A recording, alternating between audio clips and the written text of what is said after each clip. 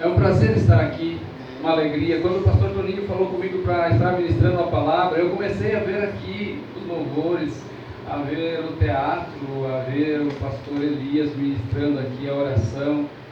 Eu falei, meu Deus, o Senhor quer arrebentar com o que eu trouxe para pregar, ou quer confirmar o que Deus colocou no meu coração. Mas eu glorifico a Deus, que desde o teatro que aqui aconteceu, Deus vem dizendo, é isso.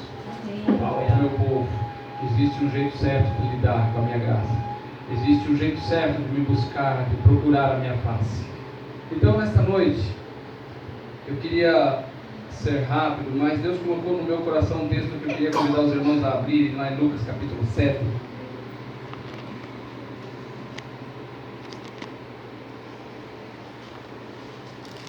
Eu vi o pastor Elias chegando ali, né? Eu falei, meu Deus, nós já estivemos juntos lá no seminário, no meio da semana, e agora aqui, né? E eu pensei assim, tanto 38 e o Senhor quer usar um 22zinho aqui, né? Tanta arma boa aí, o Senhor vai querer. Mas que Deus nessa noite nos dê graça e possa, através dessa palavra, fazer com que você saia daqui desafiado por Deus, desafiado pelo Espírito Santo, para que a gente possa construir também não só a estrutura. Quando o pastor falava aqui sobre construir, nós também estamos construindo. Mas sabe que a gente tem que trabalhar com uma colher de pedreiro e uma marreta? Porque tem coisas que você tem que construir, tem algumas coisas que você tem que destruir. Tem algumas coisas, a religiosidade vazia, nós precisamos construir uma vida no Espírito e destruir uma religiosidade vazia da presença de Deus todos os dias. E isso não é aqui no templo, isso não é na reunião, é nas nossas casas. Lá quando nós vamos para o nosso lar, é lá o nosso maior desafio de viver o cristianismo que o Senhor espera de nós.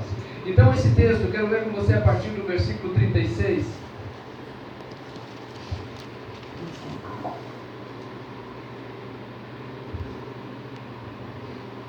Diz assim: E rogou-lhe um dos fariseus que comesse com ele, e entrando na casa desse fariseu, assentou-se à mesa.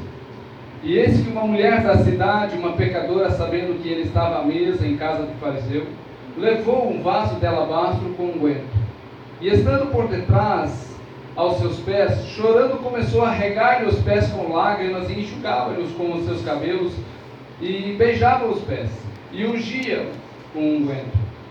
Quando isto viu o fariseu que o tinha convidado, falava consigo, dizendo: se este fora profeta, ele bem saberia quem e qual é a mulher que lhe tocou, pois é uma pecadora. E respondendo Jesus, disse-lhe: Simão, uma coisa tenho a te dizer. E ele disse a mestre: um certo credor tinha 2 devedores. Um devia-lhe 500 dinheiros e o outro 50. E não tendo eles com o que pagar, perdoou-lhes a ambos. Dize-me, pois, qual deles o amará mais? E Simão respondendo disse: eu tenho para mim que é aquele a quem mais perdoou. E ele lhe disse: julgaste bem. E voltando-se para a mulher, disse a Simão: vês tu essa mulher? Eu entrei em tua casa e não me deste água para os pés, mas esta regou-lhe os pés com lágrimas e me enxugou com seus cabelos. Não me deste o ósculo, mas esta, desde que entrou, não cessa de beijar os meus pés. Não me ungiste a cabeça com óleo, mas essa ungiu-me os pés com unguento. Por isso te digo que os seus muitos pecados lhe são perdoados, porque muito amou. Mas aquele que pouco é perdoado, pouco ama. E disse a ela: os teus pecados te são perdoados. E os que estavam à mesa começaram a dizer entre si: quem é este que até perdoa pecados? E disse ele à mulher: a tua fé te salvou, vai-te em paz. Amém. Amém? Palavra maravilhosa, irmãos. Eu estava estudando e eu gosto muito de assistir. Tem muita gente boa que a gente pode assistir mensagens pela internet. Tem muita gente ruim também, mas tem muita gente boa. Eu estava assistindo um professor esses dias e ele falando a respeito dos textos bíblicos que nós lemos, que eles têm um só significado. Tem muita forma de significância ou significação, ou seja, cada um de nós recebe de uma forma diferente, mas ela tem um só significado. Embora tenha várias aplicações, mas ela tem um só sentido e um só significado. Então o significado desse texto é um só. A significância vai depender de como cai no seu coração. A significância e a importância desse texto é como ele cai no seu coração. A significação sou eu e você, quando ouvimos o texto, que é a Bíblia, que vamos dar a significação ou a significância desse texto na nossa vida. Qual é a importância que tem para mim esse texto que Jesus falou a essa mulher lá no passado? E quando eu penso nisso, Deus colocou um tema para essa mensagem no meu coração. Quem aqui já ouviu falar na palavra protocolo? Você liga lá na Oi, você liga na telefonia e antes deles te atenderem, diz: anota aí o número do seu protocolo. Se você não anotar e depois você tentar entrar em contato com eles, vão dizer: qual era o número do protocolo quando a senhora entrou em contato? Não, eu não tenho. Então você não tem como provar que você fez contato. E Deus colocou uma palavra no meu coração, um tema para essa noite: o protocolo da graça. Jesus, nesse texto, vai mostrar a esse fariseu que não basta chamar ele para entrar para sua casa. Por isso que foi tremendo quando eu comecei a ver aqui a encenação do banco. Entrega o banco, toma o banco. Entrega o banco, toma o banco. Porque Jesus nos ensina aqui nesse texto que existe um protocolo para recebê-lo. Aquele fariseu queria muito que ele fosse na sua casa. Assim como nós, quando aceitamos Jesus, dizendo assim: a melhor coisa do mundo me aconteceu. Jesus entrou na minha vida. Jesus entrou na minha casa. Mas agora Jesus entrou na minha vida, Jesus entrou na minha casa. Mas e agora como eu tenho sido hospitaleiro com Ele? Como eu tenho tratado Jesus na minha vida? A palavra protocolo, só para trazer alguma informação, ela diz de uma instrução normativa que se estabelece como padrão. É um conjunto de regras ou critérios cumpridos numa dada atividade. O termo protocolo tem um significado bastante amplo, identificando-se diretamente com o próprio procedimento. Por extensão de seu sentido, protocolo significa também um trâmite a ser seguido para alcançar determinado objetivo. Ou seja, eu quero alcançar algo, eu tenho um protocolo para seguir. Casamento, nós gostamos de fazer casamento. Tem um protocolo a ser seguido. Você não chega lá vestido de bermuda e chinelo de dedo e o pastor diz: vou casar você. Tem um protocolo a ser seguido.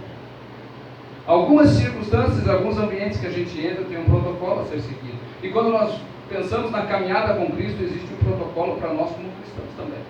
Neste dia, esse fariseu, ele teve o grande privilégio de receber Jesus, tanto que o texto diz que ele rogou que Jesus entrasse. Essa palavra rogar vai trazer a ideia de alguém que implorou, de alguém que suplicou, porque Jesus tinha tantas casas para ir. Imagine, no meio de tantas casas, Jesus resolveu ir na casa dele. Imagine que no meio de mais de 7 bilhões de pessoas na terra, Jesus entrou na tua vida.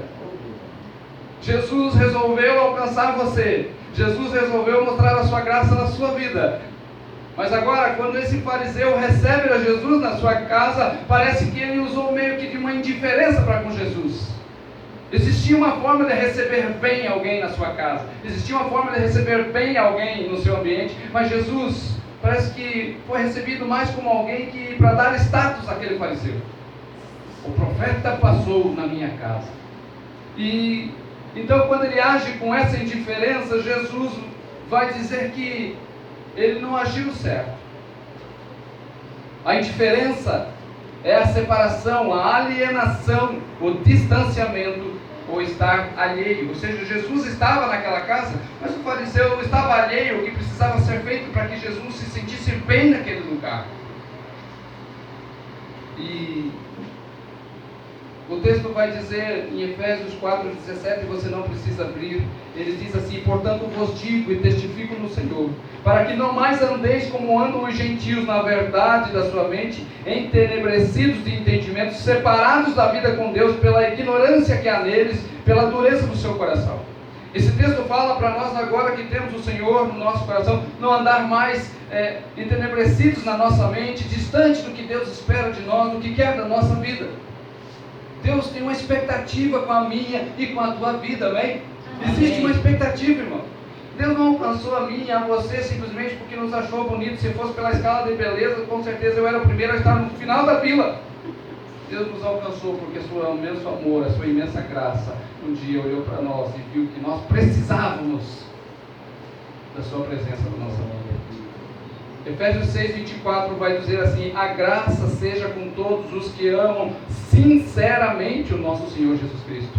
Desde aquela época, Paulo já via que no meio da caminhada cristã, daqueles que andavam com ele, tinha aqueles que não andavam sinceramente com Cristo.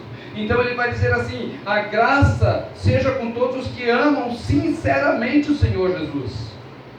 A palavra sincero, ela deriva-se da palavra sincera, que era a ideia na época de quando, vocês viram aqui a imagem fazendo barro, e quem fazia os vasos na época, os espertalhões da época, tinha uma habilidade de fazer algo. Quando um vaso trincava, ele não queria perder o lucro do vaso. Sabe o que ele fazia naquela rachadura do vaso? Ele passava cera. E quando ele passava cera, aquilo fechava aquela rachadura e ele pintava e aquele vaso ficava bonito, ele podia vender. Mas quando a pessoa ia utilizar aquele vaso não prestava. Porque se fosse colocar algo líquido dentro dele, ele vazava, porque ele tinha sido fechado as suas brechas com cera. Ele não era um vaso puro. E a palavra sincero vem da ideia sincera. Ou seja, nós não podemos ser um vaso com rachaduras que simplesmente maquiamos algo na nossa caminhada cristã e achamos que Deus vai poder nos usar. Nós temos que ser um vaso digno de ser usado para a honra e glória do Senhor Jesus. E para isso nós temos que ser um vaso sincero. Olha o que está lá e diz para ele assim: você precisa ser um vaso sincero. Isso quer dizer você ser alguém sincero na tua caminhada com Deus.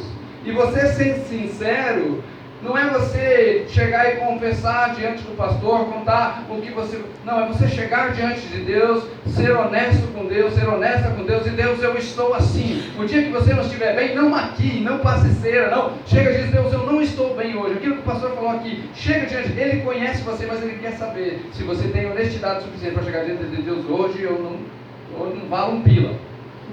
Hoje não tem valor de R$1, Senhor, mas o Senhor pode me levantar da cinza. O Senhor pode me tirar do pó. Senhor, nem que eu tenha que catar um caco de telha daquele e ficar esfregando as minhas feridas até que o Senhor toque com cura. Mas eu sei que o Senhor pode transformar a minha vida.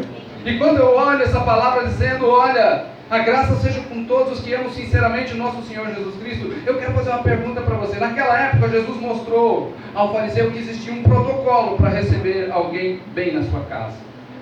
Quais são hoje os protocolos da graça para a nossa caminhada cristã ser uma caminhada honesta, sincera com o Senhor? Uma caminhada sincera, uma caminhada que as pessoas vão olhar para nós e não vão dizer que nós somos cristãos porque nós carregamos a Bíblia. Não vão dizer que nós somos cristãos porque nós usamos gravata, porque nós usamos terno. Eu até nem falei para o pastor Toninho: pastor, qual é o protocolo da igreja? Tem que usar gravata, tem que usar terno, porque eu sempre vejo ele de camisa, de calça jeans. Deve ser por aí, né? Porque se ele diz: ó pastor, nós usamos lá que pelo menos uma gravata, o que eu ia fazer? Eu vou respeitar o lugar e eu ia usar como protocolo do lugar. Então, quais são os protocolos da graça? Ou qual é o protocolo da hospitalidade de Jesus na nossa vida hoje? E eu queria falar alguns. Teríamos muitos, mas já que o pastor me deu só 1h30 para pregar, eu vou falar só alguns. O primeiro protocolo é o protocolo da fé. O pastor falou aqui sobre você colocar diante de Deus, crer que Ele pode fazer, crer que Ele pode transformar. Quando o pastor Toninho veio aqui e mandou abrir em Hebreus, eu falei: meu Deus do céu, Senhor, vamos usar tudo meus textos aí. Aí Deus teve misericórdia de mim. Mas Hebreus 11:6, você não precisa abrir. A Bíblia diz assim: sem fé é difícil de agradar a Deus. É isso que diz o texto? Impossível. É impossível agradar a Deus. Ele não diz que é difícil. Ele diz que talvez um dia você agrade. Ele diz: sem fé é impossível você agradar a Deus. Ele diz porque é necessário que aquele que se aproxima dele creia que Ele existe. Se perguntar para qualquer pessoa aí fora, tirando os ateus, porque ateu na verdade é um desviado que um dia resolveu no seu coração abandonar a fé. Mas se você perguntar para qualquer pessoa se ela crê que Deus existe, ela diz que sim. Mas esse crer que Deus existe é esse Deus vivo que se manifesta na nossa vida. Aquilo que Paulo vai falar quando ele está falando dos dons, ele diz: irmãos, eu não quero que sejais ignorantes a respeito dos dons, porque antes vocês serviam deuses mudos, Deus que precisavam carregar, Deus que vocês colocavam ele debaixo do vaso, mudavam ele, apoiavam numa prateleira, colocavam num canto, ele ficava lá. Mas agora nós servimos a um Deus vivo, que fala, se manifesta, anda, está conosco. Às vezes eu vejo alguns irmãos, de onde eu saí da fé, e eles estão fazendo uma procissão, e eles estão fazendo uma romaria de casa em casa, levando um santo na casa e tal. Eu vejo eles carregando aquilo. Eu falei, meu Deus, quando eles vão descobrir que nós temos um Deus que nos carrega, não preciso carregar ele, ele me carrega, meu Deus do céu. Então, primeira coisa, fé. Primeiro protocolo da graça para nós caminharmos com Deus é ter fé. Quando Hebreus diz, sem fé é impossível agradar a Deus. Irmãos, quantas vezes nós oramos, quantas vezes nós, nas nossas dificuldades, como aqui ouvimos, nós conseguimos conversar com um amigo, conseguimos desabafar no Facebook, conseguimos desabafar nos grupos de WhatsApp, mas não conseguimos desabafar com Deus, crendo que Ele pode mudar a circunstância. Às vezes nós vamos para o Facebook e reclamamos, mas a Bíblia não manda nós reclamar, a Bíblia diz, clama a mim, e eu te responderei. Então, em vez de reclamação, clame, não reclame, clame ao Senhor. O lema desse ano da igreja é o texto lá de 2 Crônicas 7:14, se o meu povo, que se chama pelo meu nome, se humilhar e orar, se arrepender dos seus maus caminhos, eu ouvirei do céu, sararei a sua terra. Ou seja, quando nós clamamos ao Senhor, temos fé, Deus pode mudar essa circunstância, Deus pode curar a minha vida. Eu passo o domingo quase que todo assistindo um culto atrás do outro na internet, e fico ouvindo que Deus está ministrando por aí. E aí, eu sou meio sertanejo, tinha lá um lugar onde tinha uma banda gaúcha tocando, e eles tocaram, fizeram louvor, e depois alguém deu um testemunho da banda, e ele dando um testemunho de como ele andava desviado do Senhor, e um dia ele descobriu que tinha um tumor atrás da orelha, um câncer, e falaram, você não tem mais jeito, abandona os teus sonhos e tal, e veio alguém e diz assim, eu vou te levar num lugar, onde tem alguém que pode mudar a tua vida. Levou ele para a igreja, ele se converteu, o Senhor curou ele do câncer, e ele hoje é alguém que louva o Senhor e testifica do poder de Deus. Mas precisamos ter fé. Então, o primeiro protocolo da graça, a primeira coisa que o Senhor espera de mim e de você é fé. Fé é crermos que Deus pode fazer o impossível. Quando nós olhamos João 6:28 e 29, os fariseus, quando Jesus está falando do reino, eles dizem assim, Senhor, que faremos para executar a obra de Deus? E Jesus respondeu e disse, a obra de Deus é esta, que creiais naquele que Ele enviou. O ativismo, irmão, eu trabalho na obra, eu faço isso, eu faço aquilo. O ativismo não impressiona Deus. Porque pode ter muita gente fazendo muita coisa para o Deus da obra, sem a concordância do Deus da obra. Mas a nossa fé impressiona Deus. A nossa fé impressiona Deus. Aí você diz assim, mas a Bíblia diz que se tivermos fé do tamanho de um grão de mostarda, pedireis o que quiser. A Bíblia nunca falou de tamanho. A tradução NVI, se você tem ela foi muito infeliz quando colocou esse texto dizendo assim, que se tivermos fé do tamanho de um grão de mostarda. Os textos originais não falam de tamanho, diz assim, se tiveres fé como um grão de mostarda. O que é uma semente? Uma semente é algo que você lança, que você semeia, que você põe na terra, e você crê que ela vai germinar, e quando ela germina, ela cresce, e ela consegue abrigar as aves dos céus debaixo dela. Ou seja, quando você aplica a tua fé, mesmo a minha fé não está assim tão grande, mas aplica essa fé, põe em prática, e quando você põe em prática essa fé, você vai ver que Deus mostra o seu poder sobre a sua vida, e além de você ser transformado, edificado, outras pessoas veem o testemunho da transformação que Deus fez na tua vida, e outras pessoas vão crer no Senhor Jesus. Então a nossa fé sendo aplicada, ela não muda só a minha vida, ela serve de testemunho para mudar aqueles que estão em volta. Quando Deus restaura um casamento, quando alguém aplica a fé num casamento que está quase sendo destruído, e Deus restaura esse casamento, não é só esse casal que é abençoado, todos aqueles que estão em volta vão olhar e dizer, meu Deus, não tinha mais jeito, eu já achava que não tinha mais jeito, mas Deus entra ali no meio e mostra que com Ele não tem causas impossíveis. Nós precisamos aplicar a nossa fé. Segunda coisa, segundo protocolo que nós precisamos ter, amados, na caminhada com Deus, nesse protocolo da graça é leitura da palavra. Talvez você levou Jesus para a sua casa um dia quando aceitou Jesus aqui, mas isso só acontece lá em Piraquara, não acontece aqui. Mas esquece a Bíblia na igreja e leva 2 meses para procurar ela. Pastor, eu não deixei minha Bíblia aí na igreja, pastor. Só acontece lá em Piraquara, só estou falando porque está no esposo. Só acontece lá em Piraquara, com certeza não acontece aqui. Mas às vezes a palavra, na vida de alguns cristãos, ela é relegada à leitura que é feita aqui de púlpito. Quando a Bíblia diz assim, e conhecereis a verdade, e a verdade vos... O que liberta? A verdade ou o conhecimento da verdade? Porque a verdade existe. Agora, muitos não são libertos. Por que não são libertos? Porque não conhecem a verdade. Como que eu conheço a verdade? Indo ao encontro de onde ela está. Ou seja, um dos protocolos da graça ao aceitarmos o Senhor Jesus é desejarmos a cada dia conhecê-lo mais e mais. Oséias capítulo 4 vai dizer isso: conheçamos e prossigamos em conhecer ao Senhor. Quando nós olhamos para a palavra, ele vai mostrar que isso é um tempo contínuo. João 3, 3 João, capítulo 1, versículo 4 diz assim: não tenho alegria maior do que ouvir que os meus filhos estão andando na verdade. Olha João dizendo assim: não tem maior alegria, pastor, não há maior alegria de saber que um discípulo do Senhor Jesus, que um dia professou a fé nele, está crescendo, está avançando, está desejando mais do Senhor, não está acomodado, não está ali no raso, ele deseja mais, porque às vezes, querido, é bom, as experiências são boas, nós temos experiências com Deus e você vai dizer que é boa. Mas quando as experiências aqui, nós tivemos a experiência aqui no raso, puxa vida, o Senhor se manifestou, agora Deus quer que essa experiência te leve a crer que Ele tem mais para você. Quando o profeta Elias vai dizer àquela viúva, profeta Elias ou Eliseu? Deixa eu achar, o pastor Elias está ali, eu já falei ele, né?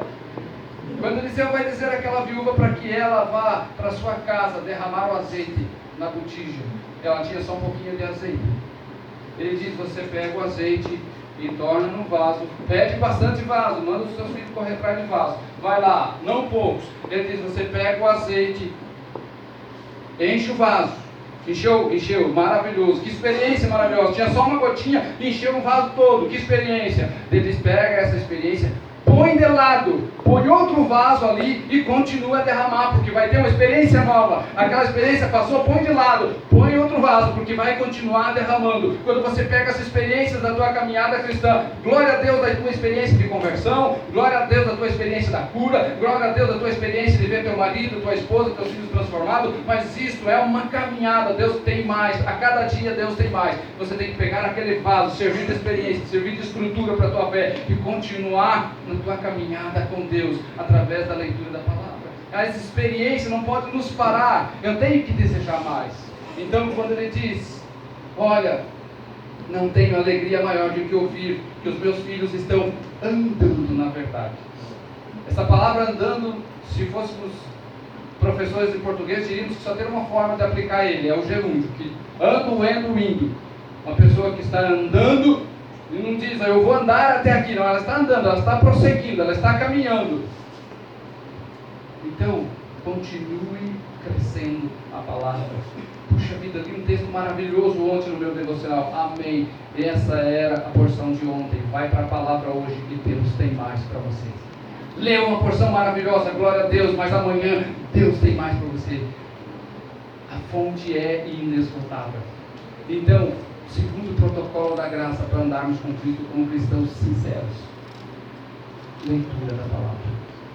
Muita gente aí fora está sofrendo na mão de falsos pseudos profetas, pseudos pastores, porque não abrem a Bíblia, não querem conhecer o que Deus falou, e daí a pessoa diz: faça assim, faça assado, assim vos digo, faça assim, faça isso, e a pessoa faz, porque ela crê naquilo que a pessoa falou. Eu falo algo lá no Piraquara, falei assim: irmãos, tudo aquilo que eu pregar, irmãos, duvide, não com uma incredulidade desrespeitosa, mas vá para a tua casa, seja como os crentes de Bereia, que foram mais excelentes que o da Tessalônica, porque eles iam para a palavra para ver se o que Paulo realmente falava, e quando voltavam, vendo que realmente era aquilo que Paulo estava falando, que estava na Escritura, eles davam crédito e se convertiam ao Senhor. Você precisa crer que Deus quer falar com você, amém? E que Deus pode falar com você. Você olha televisivamente falando, tem muitos profetas costurando o véu que Deus rasgou. Deus rasgou o véu, tem acesso direto para mim e para você na presença de Deus. Tem alguns costurando o véu de novo para que a pessoa vá nele, para que ele diga como fazer. Irmãos que chegaram em Piraquara, que eram liderados por líderes que diziam até a cor do carro que eles tinham que comprar, porque não podia ir em tal lugar sem avisar.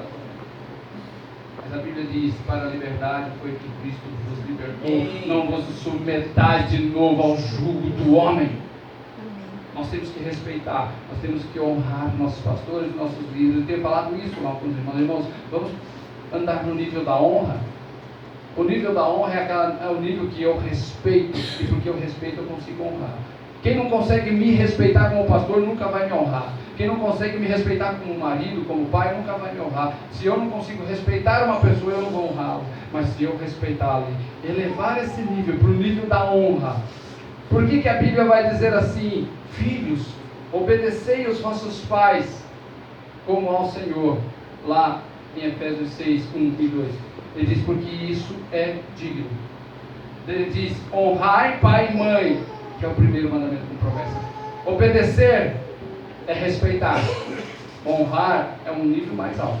Então, quando eu vou para a palavra e eu tenho esse entendimento, eu vou andar com o Senhor na leitura da palavra. Terceiro, protocolo da graça.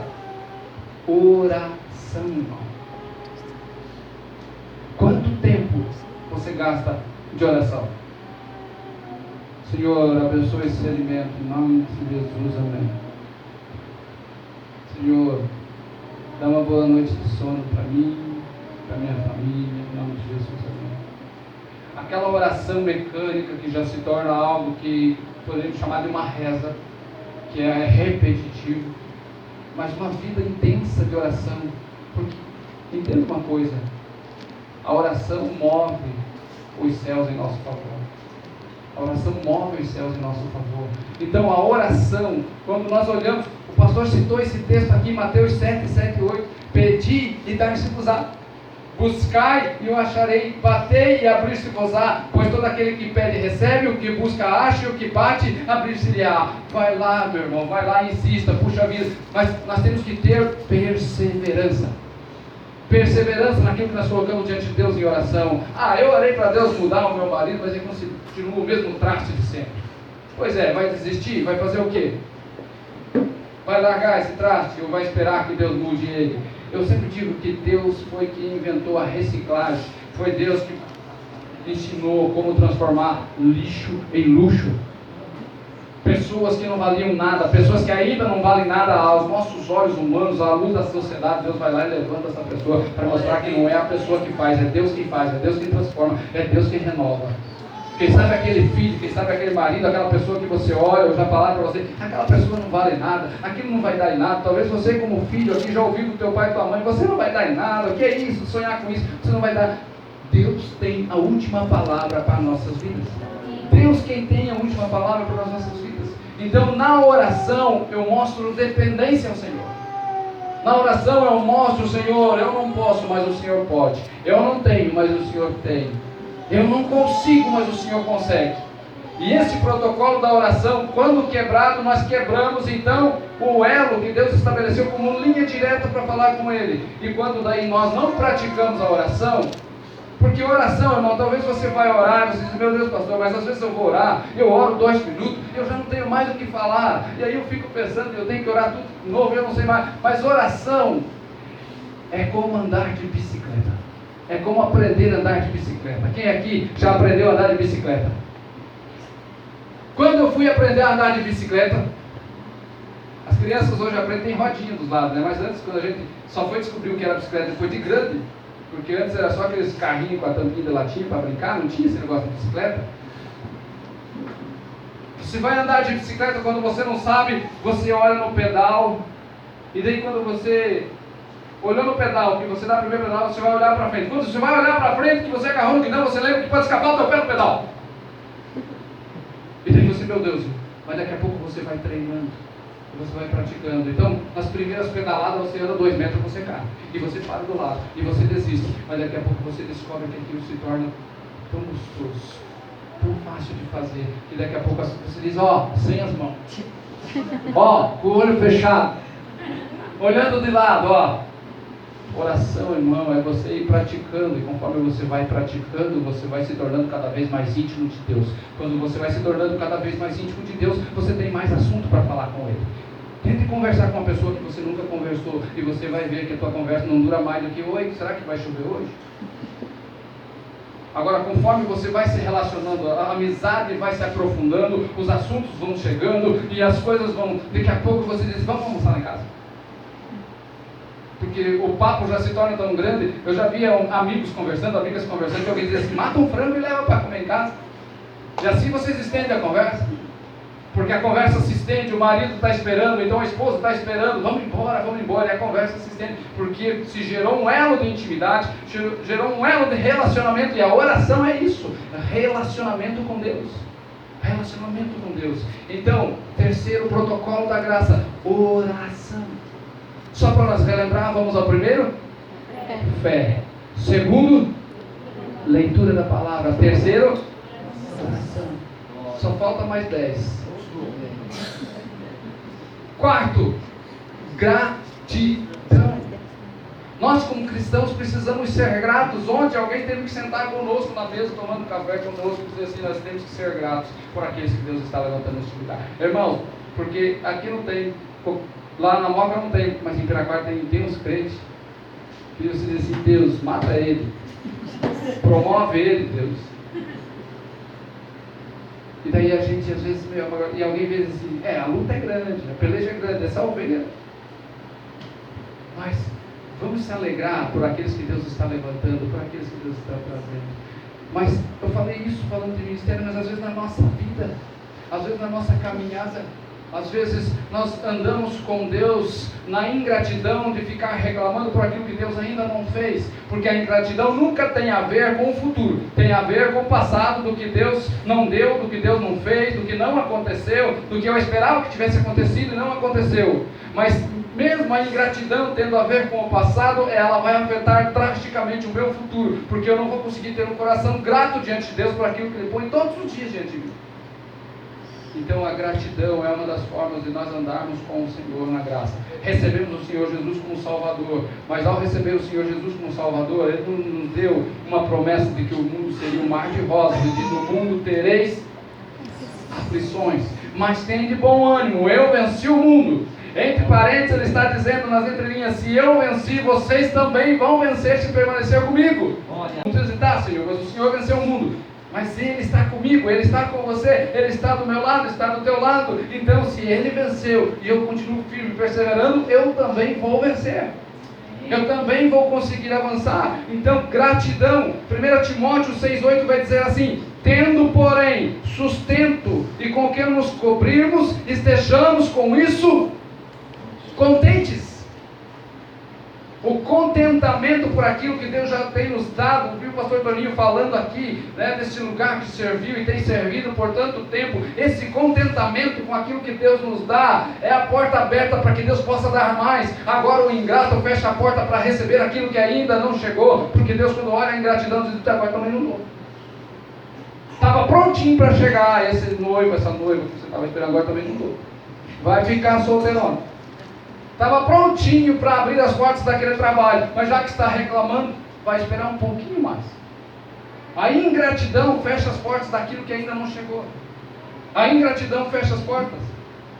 A ingratidão nos remete ao passado, mas ele interfere drasticamente no nosso futuro.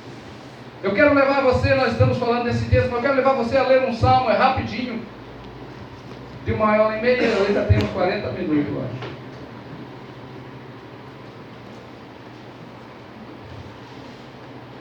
Salmos capítulo 106, irmão, eu quero ler ele com você um pouquinho, para que você possa ver algo.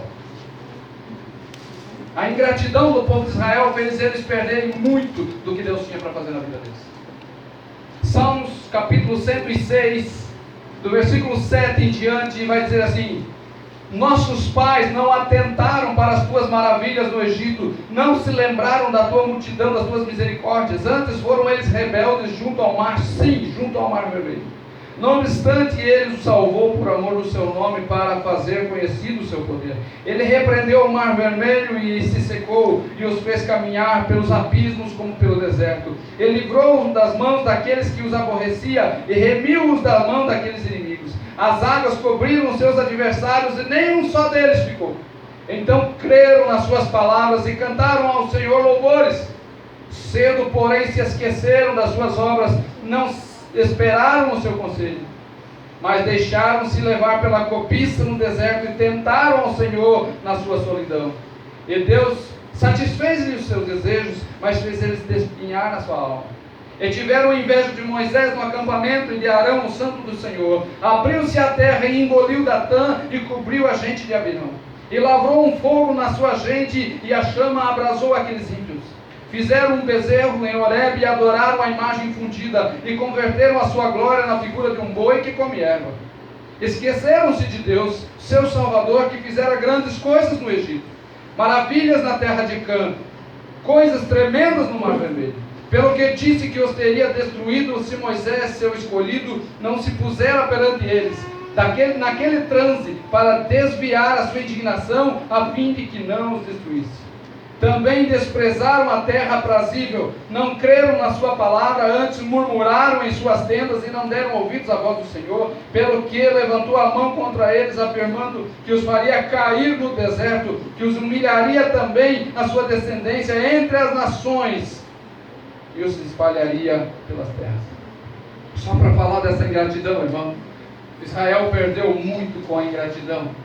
Eles olharam, Deus não pode nos dar sustento, Deus não pode nos fazer entrar lá naquele lugar, aquele lugar é bom, aquele lugar sim, tem terra que manda leite e mel, mas esse Deus que nos trouxe até aqui não tem poder para nos levar até lá. Aí Deus olha para eles e diz, vou mostrar para vocês se eu não posso levar vocês. Então vocês vão passar, para cada dia que os espias foram olhar a terra, 40 dias, Deus diz, vocês vão ficar 1 ano no deserto. A ingratidão deles fez a caminhada que era para durar 40 dias, que foi o tempo que os espias levaram para ir olhar Canaã, fez durar 40 anos. A ingratidão retarda a minha bênção e a tua bênção na nossa vida. Então tenha um coração agradecido na tua caminhada com Deus. Espere o sustento do Senhor. Espere Deus cuidar de você. Muitas vezes aquilo que Deus coloca na tua mão, na ingratidão, você desperdiça. O povo de Israel era para sair pobre, era para sair miserável, era escravo no Egito. Deus despojou o Egito, pôs ouro na mão do seu povo. Aí o seu povo chega no meio do caminho e diz, esse Deus não está nos agradando muito, vamos fazer um Deus para nós. O ouro que era para eles terem como sustento na caminhada, eles desperdiçaram num bezerro de ouro. E o sustento que Deus deu para eles para a caminhada, eles desperdiçaram com Deus, porque eles disseram dele, vamos adorar ao outro. Seja grato por aquilo que Deus tem te dado. Seja grato pela família que Deus tem te dado. Seja grato pelos pais. Seja grato pelos filhos. Seja grato pelo emprego. Ah, mas você não conhece o meu patrão, pastor. Pois é, mas todo mundo tem um patrão. E nem sempre eles vão ser muito legais. Mas a Bíblia não chama a gente de ter bom testemunho no meio daqueles que são legais. A Bíblia chama nos sermos testemunho naqueles que muitas vezes vão afrontar a nossa fé, que vão desafiar a nossa fé. Mas em tudo isso nós precisamos ter gratidão no nosso coração. Amém? Amém. Quinto ponto, só falta 2. Quinto protocolo da graça: adoração. Adoração. Jesus disse àquela mulher, haverá um tempo em que não adorarão nem neste monte, nem em Jerusalém, mas adorarão ao Pai em espírito e em verdade. Eu não adoro a Deus porque o garoto vem aqui e toca umas músicas, então ele me conduz em adoração. Nós temos um líder lá na igreja que fala algo que eu acho interessante, porque tem gente que diz, pastor, mas estava lindo o louvor, eu estava cheio de unção na hora do louvor. A pergunta que ele faz e que brotou para mim também para fazer é, mas se a pessoa estiver lá, com o braço erguido, agora eu estou adorando, se instantaneamente, sem ela perceber, parar a música, ela continua? Porque se ela está adorando a Deus e isso é algo espontâneo que Deus está colocando na vida, ela tem que continuar adorando mesmo que a música pare, porque a música não deve reger se eu adoro a Deus ou não, porque você está no teu trabalho, você tem que ser um adorador, você está na escola, você tem que ser um adorador, você está na tua família, você tem que ser um adorador, porque Deus está procurando adoradores. Deus não está procurando adoração. Mas não toque essa música, Deus não gosta desse ritmo. Não toque aquela música que vai tocar o coração. Nós às vezes na hora do apelo temos umas músicas que nós usamos como pastores, né? Toca aquela música mais suave, assim, como se Deus tivesse uma música que sensibilizasse Deus. Mas Deus não se importa com a música, Deus se importa com aquele que está adorando. O texto de João vai dizer, Deus está buscando adoradores que o adoram. Deus não está buscando adoração, Ele está buscando os adoradores.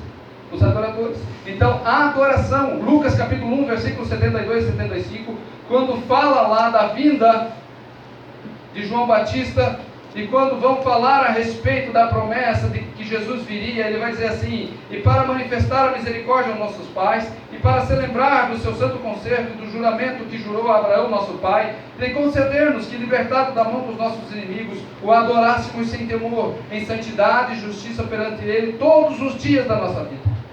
Essa palavra adorar significa reverenciar, ministrar o coração de Deus. Quando você cuida bem da salinha, você que vai para a salinha, você está adorando o Senhor. Quando você no teu trabalho, você faz o teu melhor, não porque estão olhando, mas porque você é um filho, uma filha de Deus, você está adorando o Senhor. Quando você faz as coisas com excelência, porque você sabe que Deus está vendo, o patrão pode não estar vendo, as pessoas podem não estar vendo, mas Deus está vendo. Quando você faz as coisas com excelência, porque você sabe que tem um Deus que está olhando para você, isso é adoração. Então, adoração é um dos protocolos. Eu e você fomos criados para o louvor e glória de Deus, amém? Amém. Sexto e último ponto, não menos importante, mas ele vai desaguando. Serviço, irmão. Não tem como dizer que um dia o Senhor nos alcançou e ficarmos de braço cruzado com a obra de Deus. A obra chamou pessoas específicas para alguns ministérios. Deus chamou os pastores, os profetas, os evangelistas. Mas quando Jesus chamou os 12 apóstolos, logo depois ele chamou mais 70, depois mais 120 e depois mais 500. E ele diz: vão e façam discípulo por toda a terra, ensinando-os a guardar tudo que eu tenho ensinado para vocês.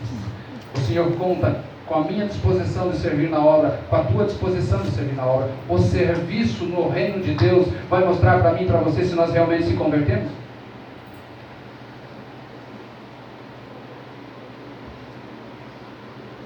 Alguns dizem que Martim Lutero queria tirar Tiago da Bíblia, porque ele leu que o justo viverá pela fé. E Tiago diz assim: fé sem obra é morta. Mas uma coisa não estava tirando uma, não estava se contrapondo um ao outro, porque Paulo, quando diz o justo viverá pela fé, ele vai falar para que nós andássemos nas obras que Deus já de antemão preparou para que andássemos nela. Deus preparou uma obra para mim e para você no seu reino. Deus conta comigo e com você, com os dons que você tem, com o trabalho que você tem, com o serviço que você tem, com as habilidades que você tem. Agora, se você cruzar os teus braços, questione a tua fé, porque uma fé que não serve. Como é que nós dizemos que somos servos do Senhor e não temos disposição e prazer de servir na sua obra? Porque a palavra servo é escravo. E eu digo que eu sou escravo do Senhor, mas como escravo eu escolho o que faço. Então, João 12:26 diz assim: se alguém me serve, siga-me, e onde eu estiver, ali estará também o meu servo. E se alguém me servir, meu Pai o honrará. Se alguém me servir, meu Pai o honrará. Deus cuida das tuas coisas enquanto você cuida das coisas dele. Eu acho fantástico quando a Bíblia diz que o Senhor enviou os 70 e os 12 discípulos para pregar de cidade em cidade, porque a Bíblia diz que enquanto Jesus enviou eles pregando de cidade em cidade, Jesus foi na cidade deles pregar para o povo deles. Enquanto estavam dispostos a ir pregar, aonde Jesus estava enviando, Jesus estava indo pessoalmente lá onde havia a necessidade. Meus parentes, minha família, meu marido, meus filhos. E agora, Senhor, o Senhor me enviou para lá, mas os meus parentes estão para cá. Mas enquanto você vai para lá, Jesus está indo pessoalmente lá naquela tua situação. Disponha-se a trabalhar no reino de Deus. Tenha disposição de servir. O amor a Cristo distingue voluntários de servos. Porque às vezes a gente diz assim: não, o trabalho é voluntariado. E a gente crê nisso, e é verdade, você não é remunerado para isso. Mas um servo se difere do voluntário pela seguinte questão: voluntários fazem o que gostam, o que quer e quando quer. Servos fazem o que precisa ser feito e quando precisa ser feito. Pode contar comigo, pastor. Vai ter mutirão, tamo junto. Pode contar comigo, irmã. Tem uma situação, faço parte. Os irmãos lá do norte, eles dizem que tem um jargão entre eles como Igreja de Deus lá do norte. E eles dizem: eu faço parte. Eu faço parte. Você faz parte dessa igreja. Você é membro dessa... Amém? Você é membro dessa igreja? Amém. Você não é uma verruga. Verruga que não serve para nada. Precisa usar aquele negócio que congela. Tem um negócio agora que... né? Verruga que não serve para nada, que não tem utilidade para nada. Mas se você é um membro deste lugar, há uma utilidade para você. Há um trabalho para você. Há algo que Deus tem para a tua vida. Há algo que Deus espera da tua vida, e esses são os protocolos. Servos fazem o que precisa ser feito, quando precisa ser feito. O amor a Cristo sempre nos impulsionará ao serviço. O amor a Cristo nos impulsionará ao serviço. Eu quero fazer parte disso. Eu quero trabalhar. Quando nós saímos da igreja menonita onde nós estávamos por questão de distância e mudança e vamos para Piraquara, nós tínhamos a opção de ir numa igreja ali em São José, no Afonso Pena, chamado Vida Plena, que hoje tem quase 8 mil membros. Mas eu falei, eu não quero ser lá o número 2385 da lista do hall de membros. Eu quero ser alguém que seja útil.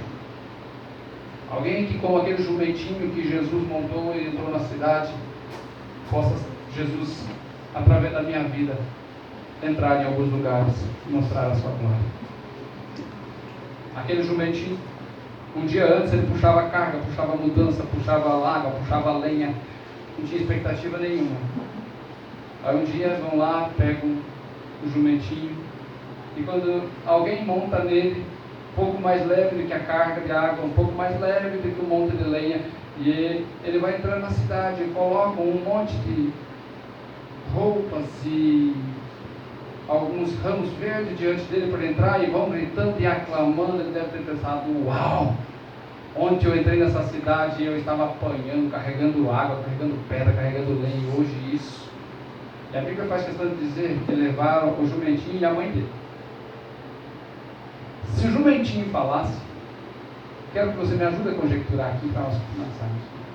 Se o jumentinho falasse, ele dizia, uau, mãe, o que é isso? Onde nós passamos aqui e me batiam, e eu puxava água, puxava pedra, e puxava lenha, e puxava mudança, e hoje tudo isso. E a mãe, que sempre tem um pouco mais de entendimento que a gente como filho, os filhos podem até não pensar nisso, né? Tem os filhos que quando chegam na adolescência acham que eles têm, os pais são tudo atrasados. Mas a mãe que tinha um pouquinho mais de entendimento, por dizer assim, filho, não se ensoberbeça. Isso não está acontecendo por você, está acontecendo por causa daquele que está na tua vida. Se ele descer de você, você volta a carregar pedra. Se ele sair da tua vida, você volta a puxar lenha. Se ele sair da tua vida, você volta a levar pancada, entrar nessa cidade aqui, ninguém vai te perceber. Mas enquanto ele continuar na tua vida, vai continuar esse brado de glória. E eu digo para você, Jesus permanecendo na tua vida, há um trabalho para mim e para você, para o reino do seu amor, com um propósito, que os servíssemos estivéssemos à disposição dele. Dizer que entregamos o banco, e na hora que ele diz, filho, eu preciso de vocês, ele disse, mas agora, essa hora, pastor, tem que ser hoje, pastor. Coisa mais difícil de fazer na igreja, em Piraquara, aqui não, mutirão. Porque mutirão sempre se torna uma mentirinha. Porque o povo está achando que servir a Deus é sentar numa cadeira, ouvir um pregador por 1 hora e meia, ir para casa. E isso ela satisfez o protocolo da sua caminhada com Deus. E o protocolo para andar com Deus é muito maior que isso. Jesus disse, eu entrei na tua casa, eu entrei na tua vida, mas você, Simão, não soube me receber. Você não cumpriu os protocolos que eu esperava. Esta mulher que nem era da tua casa, veio aqui, e tudo o que você deveria ter feito para mim, ela fez. Amém? Eu quero te convidar a ficar em pé, meu irmão. Eu quero orar com você.